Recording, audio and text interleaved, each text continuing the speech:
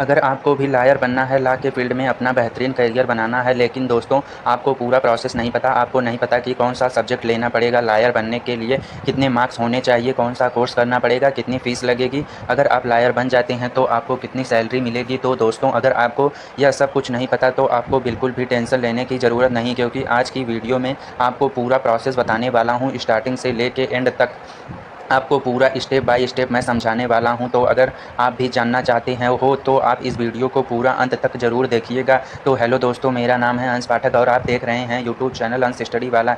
जिनको जो दूसरी फील्ड में इंटरेस्ट है वही इस फील्ड में अपना करियर बनाना चाहते हैं, लेकिन उनको पूरी जानकारी नहीं। तो सबसे पहले हम लोग जान लेते हैं कि लॉयर बनने के लिए आपको कौन सा सब्जेक्ट लेना पड़ता है। तो देखो गाइज, अगर आप किसी भी फील्ड में जाना चाहते हो तो आपको उसी अकॉर्डिंग 10th के बाद सब्जेक्ट चूज करना चाहिए। जैसे कि आप सभी को पता आता है कि आर्ट्स, कॉमर्स, साइंस बेसिकली ये 3 स्ट्रीम होते हैं। जिस स्टूडेंट को जिस फील्ड में अपना करियर बनाना होता है वह उसी अकॉर्डिंग सब्जेक्ट चूज करता है। लेकिन अगर हम लोग लॉयर बनने की बात करें तो दोस्तों लॉयर बनने के लिए ऐसा कोई पार्टिकुलर सब्जेक्ट नहीं है कि हाँ भाई आपको आर्ट्स ही लेना है या फिर कॉमर्स ही लेना है या फिर साइंस ही लेना है। आप किसी भी सब्जेक्ट से पढ़ाई करके लॉयर बन सकते हैं। जी हाँ दोस्तों, अगर आपका आर्ट्स में इंटरेस्ट है तो आपको आर्ट्स लेना चाहिए, कॉमर्स में इंटरेस्ट है तो आपको कॉमर्स लेना चाहिए, अगर आप साइंस में इंटरेस्ट है तो आपको साइंस लेना चाहिए। लेकिन ज़्यादातर ऐसा देखा गया है कि जिन स्टूडेंट को लॉ के फील्ड में अपना करियर बनाना होता है वो क्लास 10th के बाद 8 स्ट्रीम चुनते हैं, लेकिन यह कोई कंपलसरी नहीं है। आप किसी भी स्ट्रीम को चूज करके आगे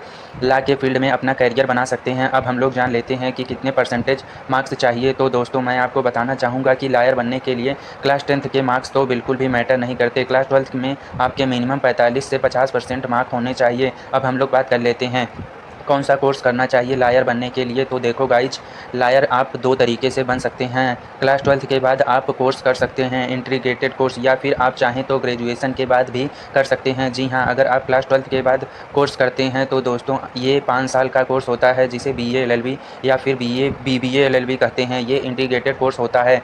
इसमें आपको ग्रेजुएशन की भी पढ़ाई कराई जाती है और साथ साथ में लॉ की जो पढ़ाई होती है वो भी आपको कराई जाती है। लेकिन बहुत बार ऐसा होता है कि स्टूडेंट सोचते हैं कि नहीं, पहले हम अपना ग्रेजुएशन सेपरेट कर लें उसके बाद लॉ की डिग्री लेंगे। तो आप ऐसा भी कर सकते हैं। क्लास 12th के बाद सबसे पहले आप अपनी ग्रेजुएशन कर लीजिए, BA, BCom, BSc जो भी आपका इंटरेस्ट है आप वो कर लीजिए। और जब आपकी ग्रेजुएशन 3 साल में कंप्लीट हो जाए उसके बाद दोस्तों आप लॉ की डिग्री कर सकते हैं। उसमें भी आपका 3 साल लगेगा। अगर आप क्लास 12th के बाद इंटीग्रेटेड कोर्स करते हैं तो वो दोस्तों 5 साल का होता है। लेकिन अगर आप अलग अलग ग्रेजुएशन करते हैं फिर अलग से लॉ करते हैं तो उसमें आपका 6 साल का समय लगता है। आप दोनों में से कोई कोर्स कर सकते हैं, आपके ऊपर डिपेंड करता है।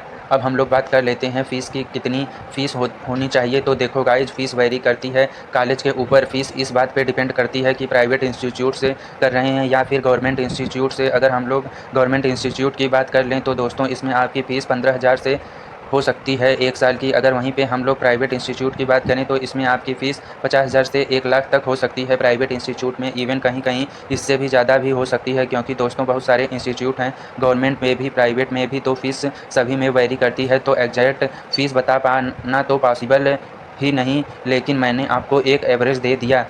अब हम लोग यह जान लेते हैं कि LLB के कोर्स में एडमिशन कैसे होगा। तो देखो गाइज, LLB को कोर्स में एडमिशन के लिए आपको एंट्रेंस एग्ज़ाम देना होता है। एंट्रेंस एग्ज़ाम की अगर हम लोग बात कर लें तो बेसिकली 3 टाइप के एंट्रेंस एग्ज़ाम होते हैं। एक होता है क्लैट, एक होता है LSAT एंड एक होता है